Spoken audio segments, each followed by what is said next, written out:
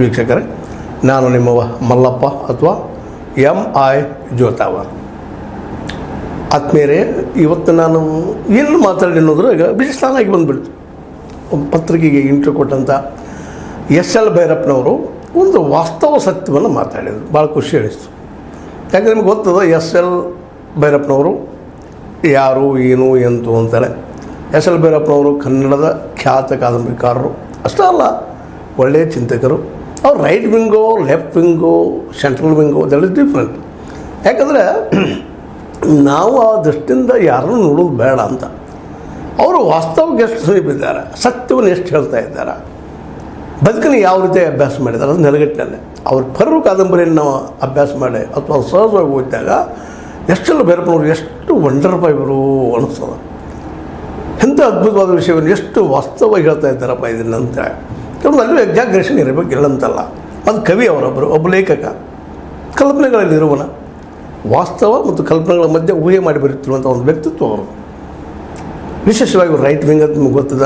ವರ್ಣಾಶ್ರಮ ಪದ್ಧತಿಯಲ್ಲಿ ವಿಶ್ವಾಸ ಇಟ್ಟಂಥವರು, ದಾಟೋಣದ ಕಾದಂಬರಿ ಬರೋ ಸಾಕಷ್ಟು ಪ್ರಸಿದ್ಧಿ ಪಡೆದವರು, ಮೇಲ್ವರ್ಣೀಯರ ಅಥವಾ ಸವರ್ಣೀಯರ ಪ್ರೀತಿಗೆ ಪಾತ್ರರಾದಂಥವರು, ಮೇಲ್ಜಾತಿಯವರ ಪ್ರೀತಿಗೆ ಪಾತ್ರರಾದಂಥವರು, ಒಳ್ಳೆಯ ಓದುಗರ ಒಂದು ದೊಡ್ಡ ಸಮೂಹವನ್ನು ಪಡ್ಕೊಂಡಂಥವರು, ಎಲ್ಲ ಕಾದಂಬರಿಗಳನ್ನು ಯಶಸ್ವಿಯಾಗಿ ಜನಪ್ರಿಯಗೊಳಿಸಿ ಅದರಿಂದ ಬದುಕಿದವರು, ಬದುಕಿದವರು. ಶಿವರಾಮ್ ಕಾರಂತರ ನಂತರ ಯಾರಾದರೂ ಬರೆದು ಬದುಕಿದ್ರೆ ಅದು SL ಭೈರಪ್ಪನವರು.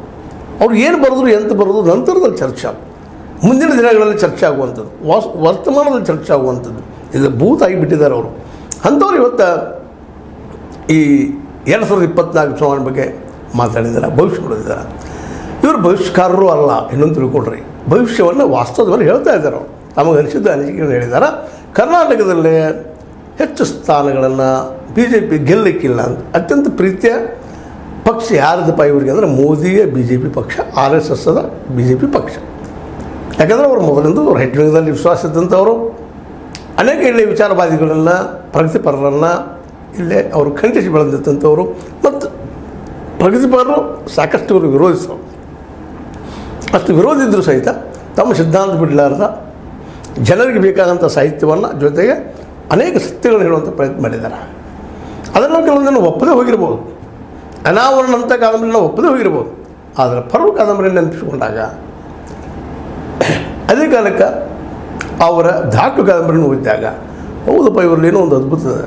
ಪ್ರತಿಯೊಂದು ಕ್ಷೇತ್ರದ ಬಗ್ಗೆ ಅಭ್ಯಾಸ ಒಳ್ಳೆಯದಿದೆ. ಇವ್ರದ್ದು ಸಂಗೀತ ಮೇಲೆ ಅಭ್ಯಾಸ ಅದ, ಸಾಹಿತ್ಯ ಮೇಲೆ ಅಭ್ಯಾಸ ಅದ, ಬದುಕಿನ ಹಲವು ಕ್ಷೇತ್ರಗಳ ಮೇಲೆ ಅಭ್ಯಾಸ ಅದ. ಬಡತನದ ಮೇಲೆ ಬಂದಂಥವ್ರು ಇವರು, ನೋವು ಉಂಡು ಬೆಳೆದಂಥವರು, ಬದುಕಿನ ನೋವುಗಳನ್ನು ಅನುಭವಿಸಿ ಒಂದು ಏನಪ್ಪ ಅಂದರೆ ಅದ್ಭುತ ಕಲಾಕೃತಿಯಾದಂಥ ಸರಸ್ವತಿ ಸಮ್ಮಾನಿತರಾದಂಥ SL ಭೈರಪ್ಪನವರು ಒಂದು ಭವಿಷ್ಯ ನೋಡಿದ್ದಾರೆ.